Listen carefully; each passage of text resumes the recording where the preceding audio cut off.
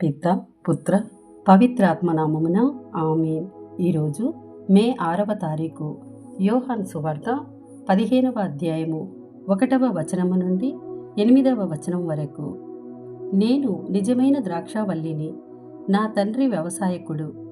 నా యందు ఫలింపని ప్రతి రెమ్మను ఆయన తీసివేయును, ఫలించు ప్రతి రెమ్మను అధికముగా ఫలించుటకై ఆయన దానిని కత్తిరించి సరిచేయును. నేను మీతో చెప్పిన మాటల వలన మీరు ఇప్పుడు శుద్ధులైతిరి. నేను మీ యందు ఉందును, మీరు నా యందు ఉండుడు. ద్రాక్షావల్లి యందు ఉండని రెమ్మ దాని అంతట అది ఫలింపచాలదు. అట్లే మీరును నా యందు ఉండనిచో ఫలింపచాలరు.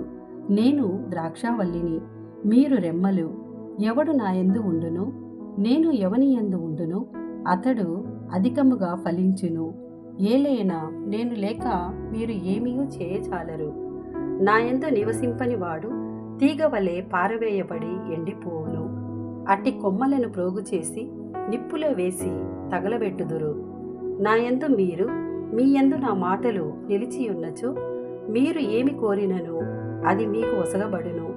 మీరు అధికముగా ఫలించుట యందు నా తండ్రి మహిమ పరపబడును. ఇందువలన మీరు నా శిష్యులగుదురు. ఇది ప్రభుని వాక్కు. సర్వేశ్వరునికి వందనములు.